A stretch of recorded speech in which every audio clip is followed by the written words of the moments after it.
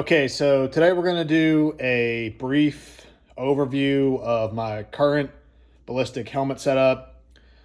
I'm going to kind of do a quick run through of everything I have on it, and then I'll go a little in depth on each one of the accessories I have for the helmet, and then I will share my experience thus far with you guys as far as the helmet goes. So this helmet is the Team Wendy Exfil Ballistic. This one in particular has their 3.0 rail system. They do have multiple rail systems that you can order. I'm not exactly familiar with the 2.0 system, as I've only ever owned the 3.0 between this and my bump helmet. Now, Team Wendy's are made in Cleveland, Ohio, and they're going to come standard with a Wilcox shroud. They also make this helmet in a ballistic super light, which is a little bit lighter than the standard ballistic. Same thing how OpsCore has their fast helmets, and then they have the fast SF, which is lighter than the rest. But back to the helmet. So standard inside of the Team Wendy helmets, it's going to come with their OEM padding system. I actually got rid of mine. Theirs is more of like a hard memory foam type of material. It kind of reminds me of like a Tempur-Pedic mattress, a firm Tempur-Pedic mattress.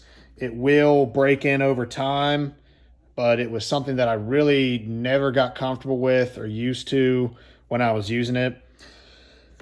So what I actually went out and purchased from a third-party company was these pads right here. Now these are from a company called 4D Tactical, and their pads are simply awesome. They're super comfortable, they're lightweight, they dry out very quick, and I mean, if I could have these pads and anything I wore like on my head, I would. Let's see here. So this padded system is their Hive Deluxe. Now these are the 1/2-inch pads because I have a large melon. I had to get the 1/2-inch pads with the size 1 helmet. But the pads go up to 1 inch thick, I believe, and they also have different types of padding systems. They have padding systems for the OpsCore helmets, Galvion helmets, the Avon helmets, pretty much anything you could imagine. Your standard ACH helmets if you're wanting to upgrade your issued ACH and your unit doesn't allow any type of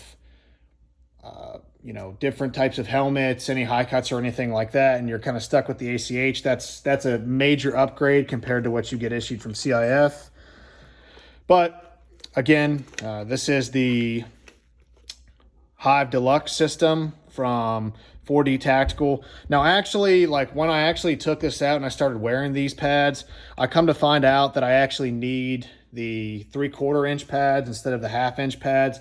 The 1/2-inch pads at first were comfortable and they felt right, but when I went out, and I actually started using the helmet, I came to find out that in real life use, I actually needed something that was a little thicker to keep the helmet more secure on my head. It just doesn't feel quite right to me whenever I am actually doing things. So I'm going to have to try to get a hold of 4D Tactical and maybe see what they can do for me. Worst comes to worst, I'll just buy the new padding system.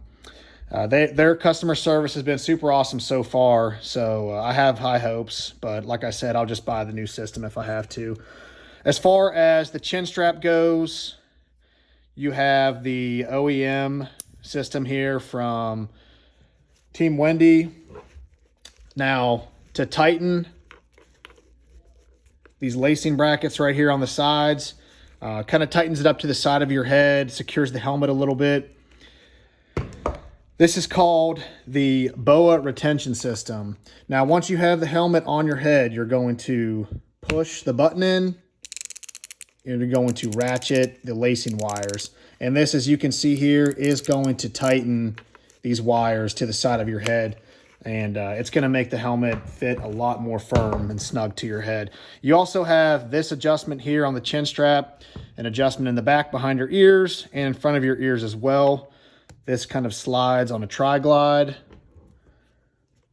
And then once you have the adjustment you need, you kind of just close this clamp down here, and that's how that works. So that's the padding system and the helmet itself.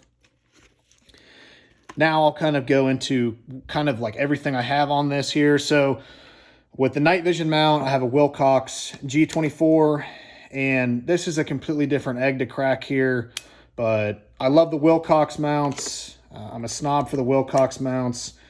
Cadex would probably be my next pick, but as far as adjustment goes and how solid they are, I'm just kind of, I kind of tend to favor the Wilcox stuff over anything else. Now, Naruto's, they have better mounts now from like the standard one that you're going to get issued from CIF if you're in the military or maybe with a department or agency. They have ones that orientate in different directions than the standard just kind of flip down that you might get issued.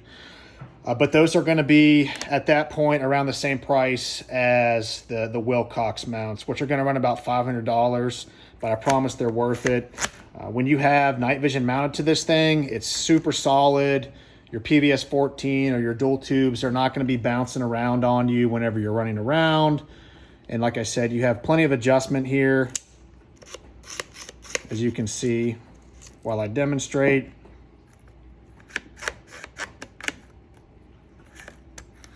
And then I also have the Wilcox J-arm as well. Now those are going to run about $200, but it's all worth it in my opinion. They make really high quality stuff. And like I said, if I was going to go with something else, I would probably go with Cadex. That's my night vision mount. I have these patches here. These are subdued flags from Dynamic Fuzz. Check him out. He has a small business, and I love supporting small businesses. Also, super cool dude. I've had a lot of conversations with him, and he's a great guy. So go check him out if you're looking for like flag patches. He also makes these patches on the back here. That's going to have like, you can have your name, your blood type, your allergies, all really good stuff that he makes. So check him out. His pricing is also very fair as well. Now, as far as my comm system, I have the Peltor Contact 5s, and they are mounted to my helmet with the OpsCore amp arms. Now, if you know anything about the Peltors, they don't play well with any type of like aftermarket stuff typically. So you're going to have to find something that's going to be able to adapt. Now, excuse me, Exfil Industries makes a rack link which adapts the OpsCore amp arms to the Peltors and any Peltor model as well. Now, this is the Gen 2 rack link from Exfil Industries. As you can see here, it's on both sides. Your boom mic is going to attach to this part of the adapter, but these connect your Peltors to the OpsCore amp arms. Now, you can actually buy this as a complete kit. So on their website, they actually sell the amp arms with the adapter as a kit. And you can buy everything you need right there together, which is kind of convenient, in my opinion, so you don't have to go chasing down the amp arms and then buy the adapter and everything else. But as far as the actual mounting system goes itself, again, I really favor the OpsCore system over other systems like the Unity, where you have the mount up here and you kind of pull your headset out from you and then slide it up. To me, the most efficient use of space is with the Ops Core amp arms. They stow the best, in my opinion, that way. Being able to pull them out and flip them up, even without taking the helmet off, is super easy. And like I said, I just love how it kind of gets them completely out of the way from everything. Now, the only thing it does kind of get caught up on for me is this light here, and I'll go into that in a second. But besides that, I'm super happy with this system. I didn't have to lock down, I didn't have to Loctite the screws on the amp arms, knock on wood. I did have them come loose when I first mounted these, but I ended up tightening them down with a torque wrench, and so far they haven't come loose. But I'm also testing that, just to kind of see like how much you can get away with before they start walking out. I'll keep you guys updated on that if something does change, but for right now they've been completely fine. This cover here, this Velcro cover for the Peltors, is also from Dynamic Fuzz, so check that out as well. And then my muffs for the Peltors are actually from 4D Tactical as well. Now, on my other sets of Peltors, I have the gel cups, and they are great, but over time, anybody that uses them is going to know that they do wear out, and once they're worn out, they stay worn out. So you're going to have to replace them. Now, for me, these muffs are, I'm testing them out. I'm seeing if I like them better than the gel cups. If I don't, to be honest, I'm probably just going to go back to the gel cups. But so far, they've been great for me, and I'm going to keep using them until they give me a reason not to like them. So again, we've got the Peltor Contact 5s, and then we also have the Ops Core amp arms. Now,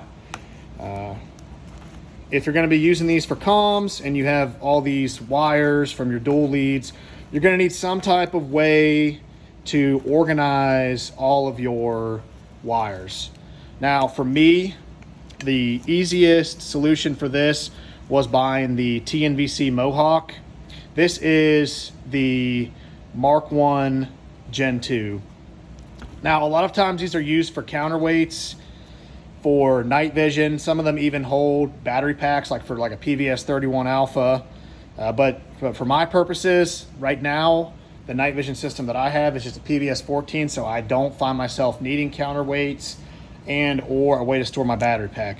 So this Mark 1 Gen 2 actually comes with a sleeve that holds batteries. That's a super nice feature that they didn't have to add, but they did.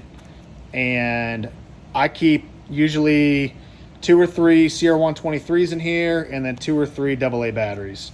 But I think it holds 6. Just a really, really good feature that Tactical Tailor and TNVC thought to add here. Now the bottom here, this is one wrap, and what I understand is it is used for cable management. I'm not 100% positive of that, but what I've seen, it is used for cable management. So I have the actual wire connecting the headset right here, routed from the headset behind the TNVC Mohawk itself, coming through this one wrap and out the other side. Now for my down leads here, as you can see, here and here, I've got the down lead routed up through the elastic on top of the Mohawk. The down lead comes up and then goes down underneath the shock cord. And it really just stays here. I haven't had an issue, honestly, with these coming out or my cables getting like caught up on stuff when I'm doing things. Not that it can't happen, but I haven't experienced that yet. So right now, this is working pretty well for me, and I'm just gonna stick with this again until I have a reason not to.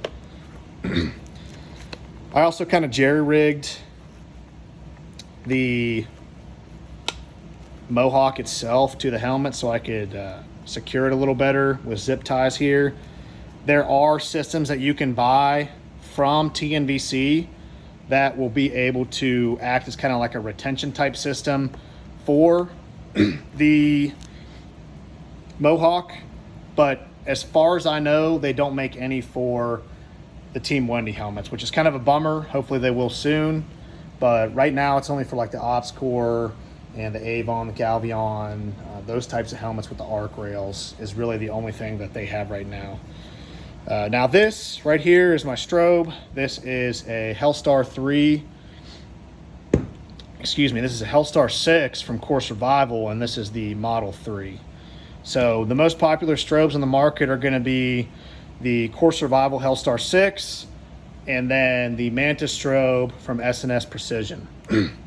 The only other thing I would buy besides that, if you're wanting to go for a budget option, would be an MS2000 strobe.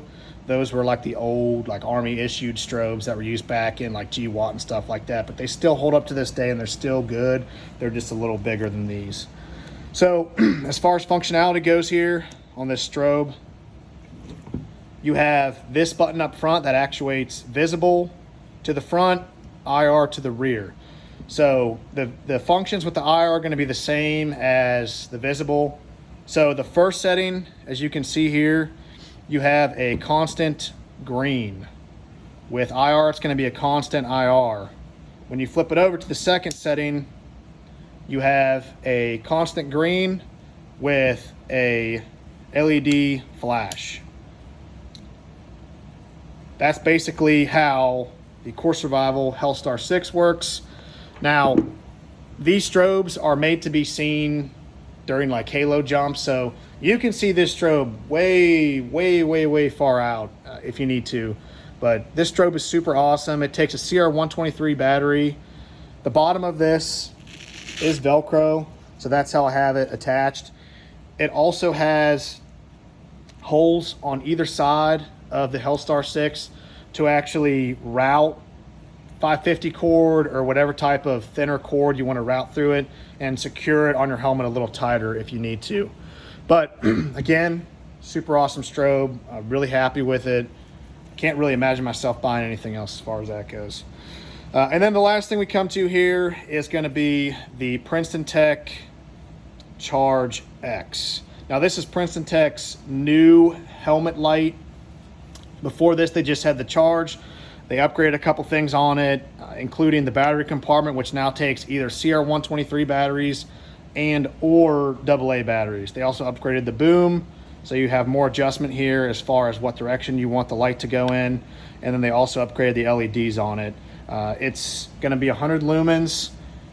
You have the fire button here, which also works really well with gloves. I've tried that out. And you also have probably 5 or 6 mounting systems that come out of the box with this, which is really great that they include all that and you don't have to go buy it aftermarket.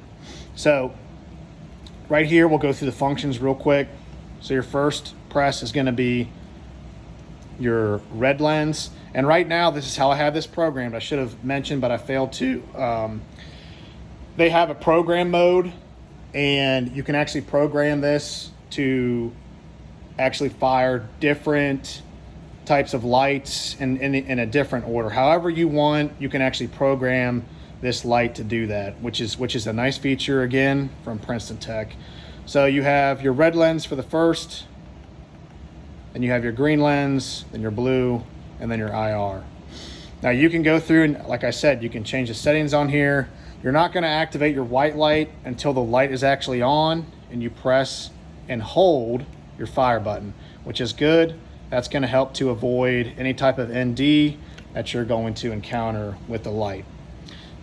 I hope you guys enjoyed this video. This was a brief overview, tried to be brief. I'm running at about 20 minutes here, but I tried to be brief on my helmet setup. If you guys have any other questions, please get to me in the comments. One more thing here, these helmet skins are from Mattebox Systems. They're laser cut and they fit perfectly to whatever helmet you buy them for. Super happy with those as well. But again, thanks for watching the video. If you guys have any further questions or you want to see anything in further depth, just let me know. I can make individual videos on all of these products, and I probably will at some point. But Until the next one, you guys take care and like and subscribe.